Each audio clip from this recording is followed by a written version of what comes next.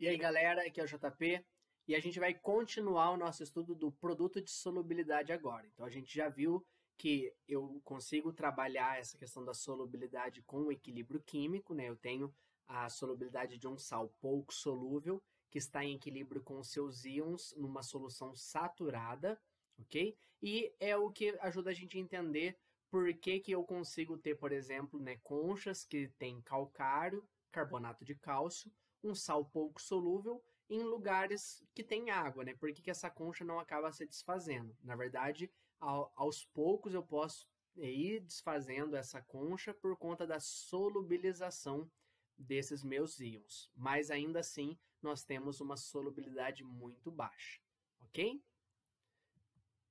Bom, depois de estudar os conceitos iniciais de produto de solubilidade, né, saber o que significa, como calcula e tudo mais, a gente também aprendeu a fazer uma previsão de precipitação. Quando que eu consigo precipitar ainda mais o meu sal que já é pouco solúvel.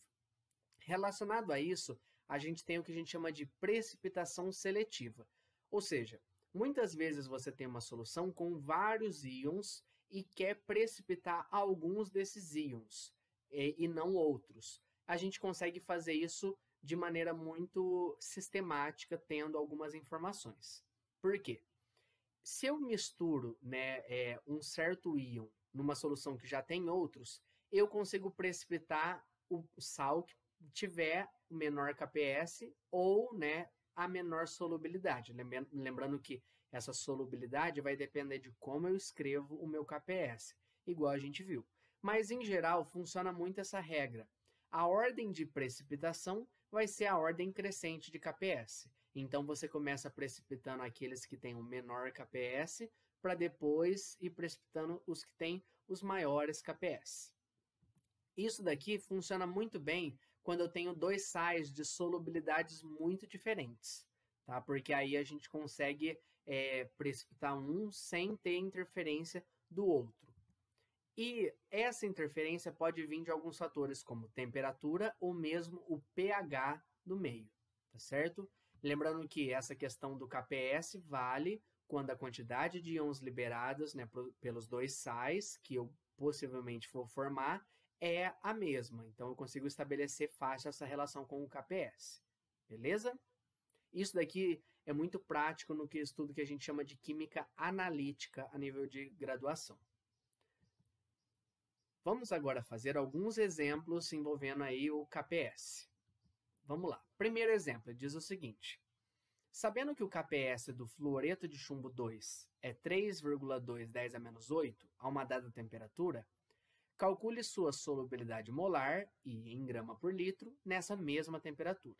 E aí deu aqui as massas para a gente. Bom, primeira coisa, vou escrever a fórmula do fluoreto de chumbo. Ele quer solubilidade molar primeiro. Tá aqui, ó. Chumbo 2 é o cátion chumbo 2+. Fluoreto é o ânion F-. Então, né, para eu montar a fórmula do sal, regra da porteira, PbF2. Quando eu coloco em água, eu tenho um equilíbrio de um chumbo, né, um cátion chumbo 2, e eu tenho aqui 2 ânions fluoreto.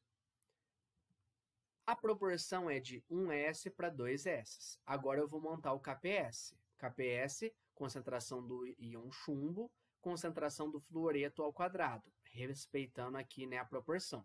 Substituindo agora essas concentrações pelo S.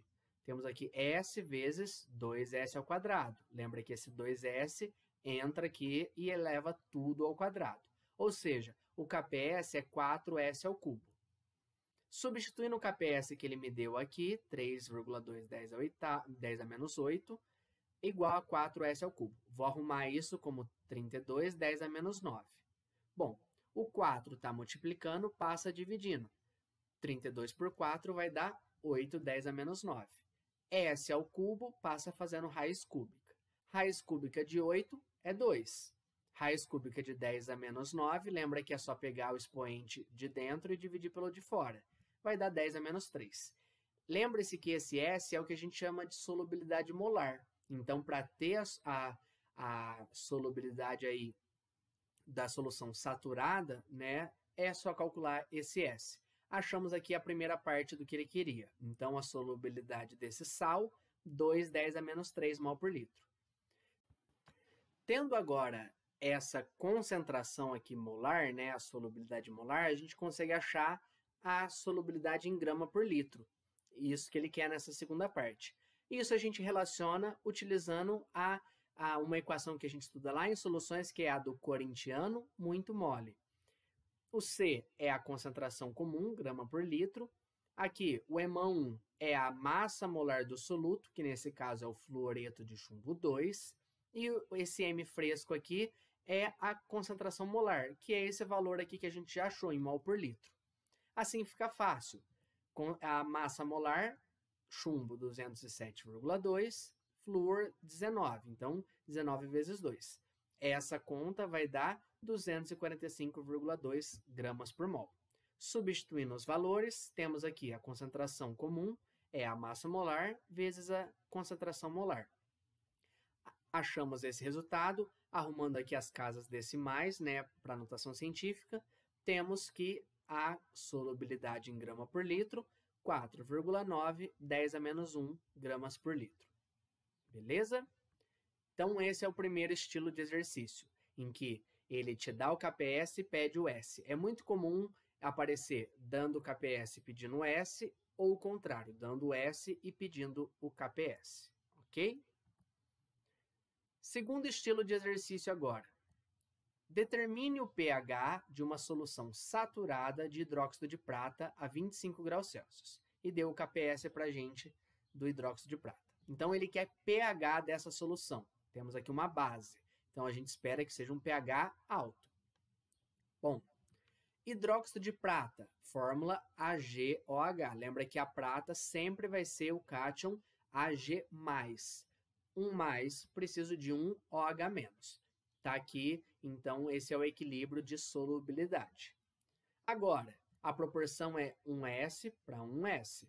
Lembrando que solução saturada é quando eu tenho igualzinho o KPS, né? A solubilidade vai ser igual aí, né? O produto aí das concentrações dos íons vai ser o KPS.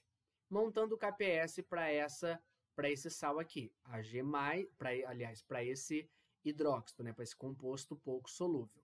Ag+ vezes OH-. Substituindo aqui, né? S vezes S, S ao quadrado. Como ele me deu o KPS, nós temos aqui justamente que o KPS é 10 a-8, igual a S ao quadrado, tirando a raiz quadrada, chegamos que o S, que é a mesma concentração, né, do OH-, então é 10 a-4 mol por litro. Beleza? Tendo agora essa concentração do OH-, é só a gente aplicar POH. POH, nesse caso, menos log de OH-, como aqui é 10 a-4, né, o 1 a gente ignora, fica mais fácil. 10 a-4, o POH já vai ser 4. Tendo o POH igual a 4, né, nessa temperatura, que é a mais comum, a soma de pH mais POH, 14. Então, o pH vai ser 10, que corresponde ao que a gente esperava, né, um pH mais alto por ser justamente uma base dissolvida em água. Ok? Esse daqui é um outro estilo. É comum também ele falar assim, ó, determinar em qual pH começa a precipitar e tudo mais. Geralmente, quando isso acontece, é porque eu vou ter a participação aí de ânions hidroxila no meu equilíbrio de solubilidade. Então, tendo pH, eu consigo achar H+, achar OH-, né, através dessas relaçõezinhas aqui que a gente já viu, e é só substituir aí nos KPS conforme vai aparecendo, ok? E, como eu disse, a solubilidade de alguns compostos é afetada pelo pH, principalmente hidróxidos.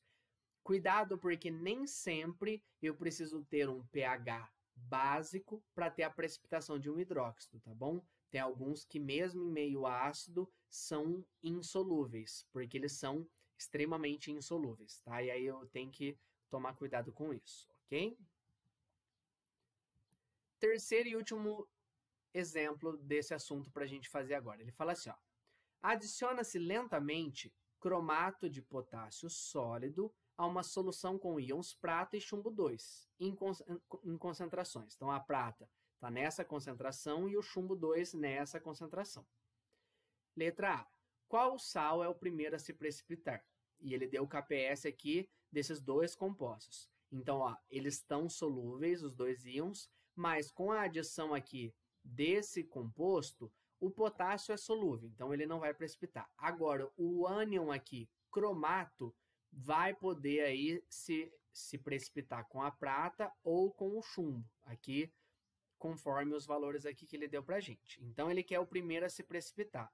O primeiro a se precipitar, se a gente pensar aqui o seguinte, eu já tenho uma certa concentração de cada íon, tá? Só que essa concentração é diferente para cada um. Então, o que eu vou precisar analisar primeiro? O quanto que eu vou ter que colocar, né? Qual vai ter que ser a concentração do meu cromato para precipitar cada um dos sais separadamente. E aí eu vejo aquele que eu precisar ter uma concentração menor é o que acaba precipitando primeiro, ok? Então, vamos lá. Começando aqui pelo cromato de prata. Então, Ag2CrO4. Eu sei que vão liberar dois mols aqui de íon prata, porque a prata é sempre mais. Então, como aqui eu tenho duas pratas, eu tenho que colocar aqui 2 Ag+. E o cromato CrO4, 2 menos. Essa proporção é 2 da prata para 1 do cromato. Montando o KPS, concentração da prata ao quadrado, concentração do cromato. Vou substituir aqui os valores. Eu tenho o KPS e ele me deu aqui já a concentração de prata. Eu vou descobrir qual a concentração que eu vou precisar de cromato. Isso que eu vou deixar aqui. Cuidado que eu tenho que resolver o quadrado, que vale tanto para o 8 quanto para o 10 a menos 4. O que eu fiz aqui? Arrumei a potência aqui, né? Eu deixei 16, 10 a menos 13. 8 ao quadrado, 64, que passa dividindo. 10 a menos 4 ao quadrado, 10 a menos 8, também passa dividindo. 16 por 64 é 0,25. 10 a menos 13 com 10 a menos 8, 10 a menos 5. Arrumando isso, temos 2,5, 10 a menos 6.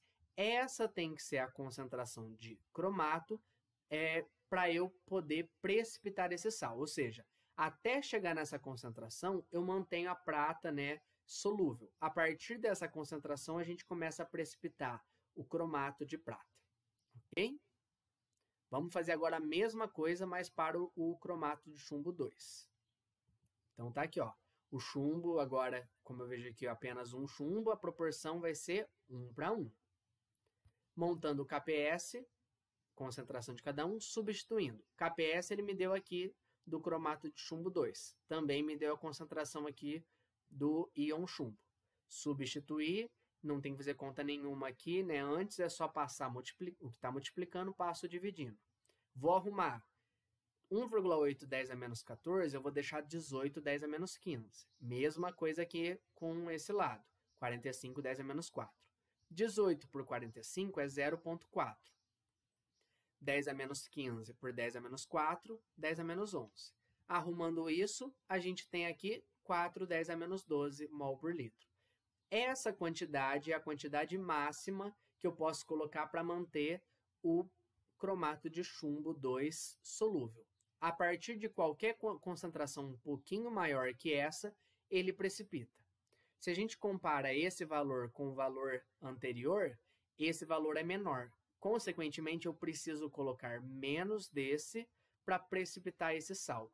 Assim, o primeiro sal a se precipitar é o cromato de chumbo 2, já que eu preciso de uma quantidade menor do íon cromato, ok? Então, cuidado aí, ele te deu concentrações, você consegue estabelecer aí qual que precipita primeiro. Então, quando eu chegar naquela concentração que a gente viu no slide anterior, eu começo a precipitar o cromato de chumbo, mas a prata ainda continua solúvel. Agora, vamos ver. Letra B. Qual será a concentração do cátion que começou a precipitar primeiro, no exato momento em que o segundo sal começa a precipitar? Então, o cátion que precipitou primeiro, né, temos aqui dois cátions, prata e chumbo. O chumbo foi o que precipitou primeiro, né, o chumbo 2. Então, agora, eu quero saber a concentração dele quando eu começar a precipitar a prata. É muito simples. O que a gente vai fazer? Eu quero a concentração desse cátion, eu vou estabelecer a seguinte coisa. O segundo sal começa a precipitar quando a concentração de cromato é igual àquela primeira que a gente calculou. Lembra que ela era a concentração máxima para eu ter a prata solúvel. A partir dessa concentração, 2,5 10 a menos 6, eu começo a precipitar o cromato de prata. Então agora, como eu quero a concentração desse, eu tenho a concentração de cromato e eu tenho o KPS, porque eu não mexi na temperatura, é só substituir. O KPS do primeiro sal, né? Esse daqui, vou substituir. Tá aqui o valor do KPS e o valor do ânion cromato quando o segundo sal começa a precipitar. Com isso, eu vou descobrir a concentração do cátion chumbo. 18, 10 a menos 15 por 25, 10 a menos 7. Fazendo essa conta, 0,72, 10 a menos 8. Perceba que já é uma concentração bem menor do que eu tinha no início. Por quê? Eu já precipitei um monte do meu chumbo até começar a precipitar o segundo sal. Arrumando esse valor aqui em notação científica, chegamos no valor de 7,2, 10 a menos 9 mol por litro. Então, no momento que eu começo a precipitar o cromato de prata, eu tenho essa concentração de íons chumbo na minha solução. Ok? Fechamos aqui, então, esse nosso assunto de produto de solubilidade. Vamos agora para exercícios. Qualquer dúvida, estou à disposição. Até a próxima. Tchau, tchau.